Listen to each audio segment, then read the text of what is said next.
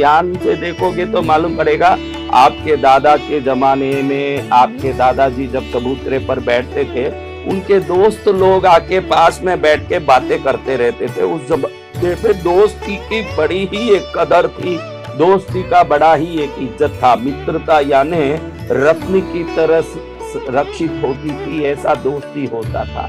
तो वो जो दादाजी के साथ बैठते थे ना मित्रगण, वो भी पितृ बन के आपके घर आए होंगे। आपका दिमाग तो खाली मेरे दादाजी, मेरी दादी जी, उनके पिताजी, उनकी माताजी तक की जा रही है, लेकिन कौन कौन हमें मिलने हमारे घर आए होंगे। जैसे मैंने पहले दिन बताया था, गणेश पंडाल देखने, दुर्गा पंडाल देखने लोग लाइन लगाते हैं। मैंने 40 पंडाल देखा, मैंने 50 पंडाल देखा, मैंने 100 पंडाल देखा। वैसे पितृगण भी 15 दिन के लिए आते हैं, तो उनके मन में एक तरस रहता है कि मुझे सिर्फ 15 दिन के लिए छोड़ा गया है, वापस अगले 350 दिन बाद ही आऊंगा। उसके अंदर भी मेरे ये पितृ अवस्था रहेगी कि मैं वापस कहीं जन्म लेके चले जाऊंगा या क्या होगा। तो इन दिनों को वो बड़े आतुरता से मनाते हैं। इन दिनों में दूर दूर तक के रिश्ते तक के घरों में भी एक क्षण में, क्योंकि वो ऐसी अदृश्य शक्ति है, वायु जैसी तीव्र शक्ति है, एक क्षण में कहीं भी पहुंच जाती है ना, एक क्षण में दूसरी जगह पहुंच जाती है। तो इन 15 दिनों में कौन कौन आए होंगे ना, कितने लोग आए होंगे, आप सोच भी नहीं सकते। इतने लोग घरों में आए होंगे, इतने लोग आशीर्वाद देने आए होंगे, लेकिन भगवान जाने के आपने उन सबके विद्यमानता का आभास किया या नहीं किया, राम जाने। आपके घर में पितृ आए या नहीं, मैं अब कुछ आपको संकेत देता हूँ, आप कमेंट में बताना कि आपके घर में पितृ देवता आए हैं। आपके पितृ देवता आने के संकेत जो मैं बता रहा हूँ वो आपके घर में हुआ क्या, ये थोड़ा आप बताना। उसके पहले हम सभी पितृ देवता सुन सके घर में आए हुए हैं, ऐसे 12 बार पितृ मंत्र बोल लेते हैं। आप भी मोबाइल को जोर से रख के मन में प्रार्थना करो कि ये मंत्र हमारे घर में आए हुए सभी पितृ शक्तियों को प्रसन्न कर सके, उनको तृप्त करें, उनको लगे कि हम उनकी स्मरण रखे हुए हैं, उनको याद रखे हुए हैं, उनको भूले नहीं है। देखो आप ये यूट्यूबों में पितृ संबंधी बातें सुन रहे हो, पितृ दोष निवारण संबंधी बातें समझ रहे हो। देखो आपको दोष भी हो, स्वार्थ से भी आप सुन रहे हो, लेकिन पितृ है, ये विश्वास तो आप में है ना, कम से कम ये विश्वास ही काफी है उनको तृप्त करने। वो सोचेंगे कि कम से कम मुझे इसने याद तो रखा है, मेरे याद में कुछ सुन रहा है। तो ये पितृ मंत्र को उनके स्मरण में अर्पित कीजिए कि सभी पितृ देवता प्रसन्न हो।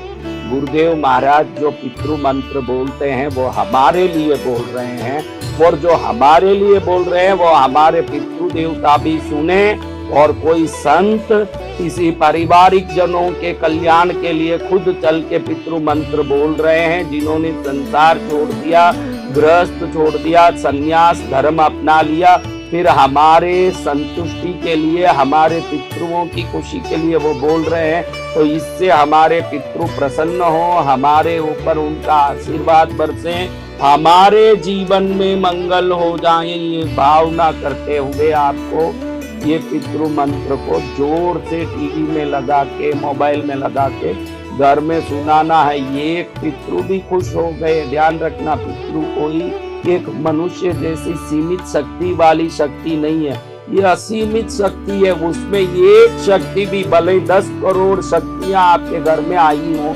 उसमें एक शक्ति भी प्रसन्न हो जाएगी तो आपकी कोई फिर उधारी रहने वाली नहीं है, कष्ट देने वाला नहीं है, रोग दुख रहने वाला नहीं है, क्लेश झगड़ा रहने वाला नहीं। अगर एक भी पितृ प्रसन्न हो गए, उनको रोटी डाल के भूख मिटाना आपका कर्तव्य है। वो भूखे हैं तो वो भूख उनको पितृ योनि में दिया गया व्यवस्था है कि उनको भूख लगनी और आपके द्वारा वो तृप्त होना। बाकी कृपा से आपको जीवन भर के लिए माला माल कर दें, वो ताकत वो रखते हैं। वो भूखे रहते हैं, आपके श्राद्ध से तृप्त होते, तो ये मत समझना कि भूखे रहने के कारण वो गरीब हैं। भले ही वो उदर पूर्ति के लिए आपसे निर्भर है, लेकिन इस संसार को समृद्धि से भर दे ऐसे दैविक शक्तियां रखते हैं पितृ देवता। इसलिए उनको प्रसन्न करने में कोई कोर कसर मत छोड़िए, उनको प्रसन्न करने में कोई भी प्रकार का कमी मत रखिए, वो प्रसन्नता पूरी होनी चाहिए। ये ध्यान रखते हुए हम आप पितृ देवता का मंत्र सुनते हैं।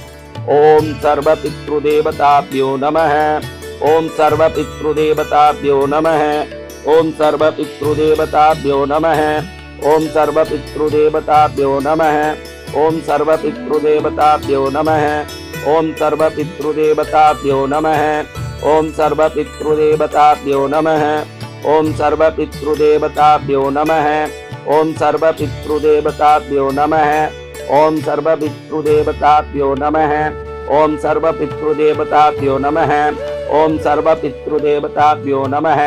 ओम मम सर्व पितृ देवताभ्यो प्रसन्नो भव स्वाहा। ओम मम सर्व पितृ देवताभ्यो प्रसन्नो भव स्वाहा। ओम मम सर्व पितृ देवताभ्यो प्रसन्नो भव स्वाहा। मेरे सभी पितृ देवता प्रसन्न हो। इस भावना के साथ अब हम अपने जीवन को मंगल करने वाले कुछ बात सुनते हैं। उसमें पहली बात है, कई लोग मुझे पूछते हैं कि अगर हम जिन पितरों के लिए इतना श्राद्ध तर्पण क्रिया कर्म करते हैं, अगर वो कहीं अपने योनि से मुक्त हो के पुनर्जन्म लेके मनुष्य में, गधे घोड़े में, देव में कहीं भी चले गए हो, तो इतना करने से क्या फायदा। आप ध्यान रखना, आपको आज एक विशेष बात बता दूं जिससे आपका माइंड क्लियर हो जाए कि कोई भी चीज इस संसार में किसी को डायरेक्ट नहीं पहुंचती। आपने कुछ दे दिया तो ऐसा नहीं कि वो डायरेक्ट पहुंचेगा। आप पैसा डाल रहे हो, गूगल पे कर रहे हो, तो पहले गूगल पे का जो सिस्टम है वो सिस्टम में पहुंचेगा और उधर से आदमी तक पहुंचेगा।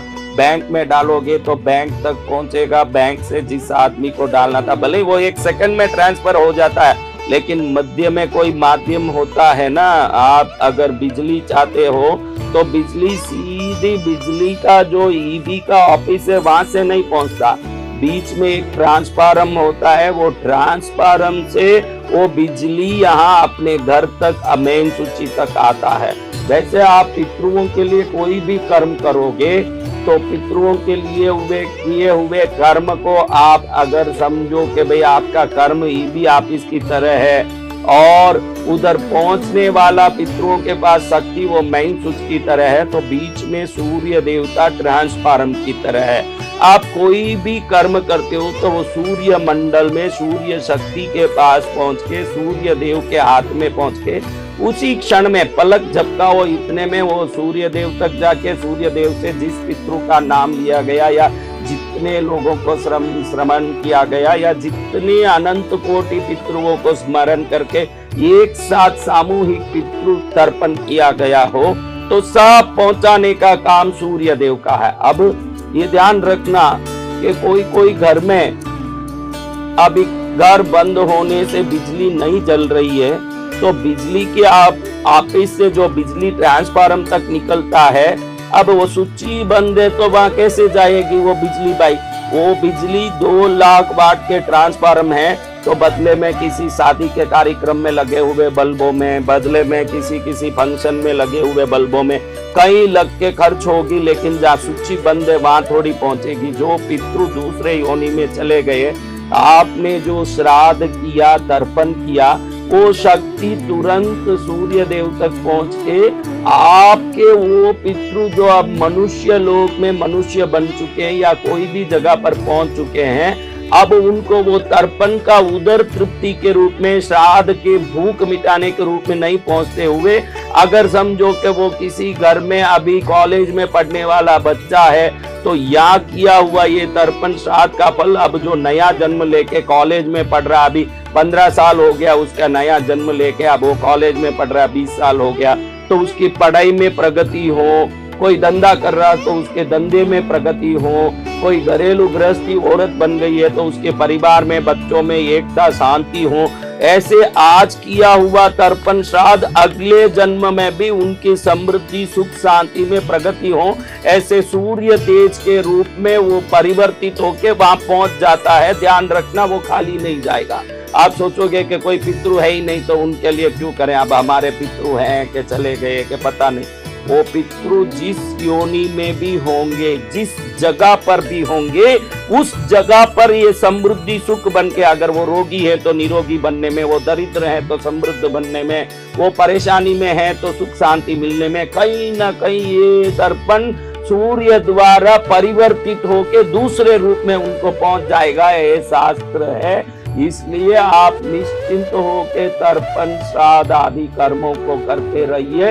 ये जहां भी आपके पूर्वज जिस योनि में भी होंगे, वो पितृओं में होंगे तो उनके भूख मिटाने में, प्यास मिटाने में काम आएगा। न दूसरे योनि में होंगे तो उस योनि में जो भी कमी को वो भोग रहे होंगे, उस कमी को पूरा करने में ये काम आएगा। आप ध्यान रखना, ये बहुत जरूरी है। कई लोगों को ऐसे डरता है, अब कहाँ तो मरे हुए, कब मरे हुए, अब कहाँ रहेंगे।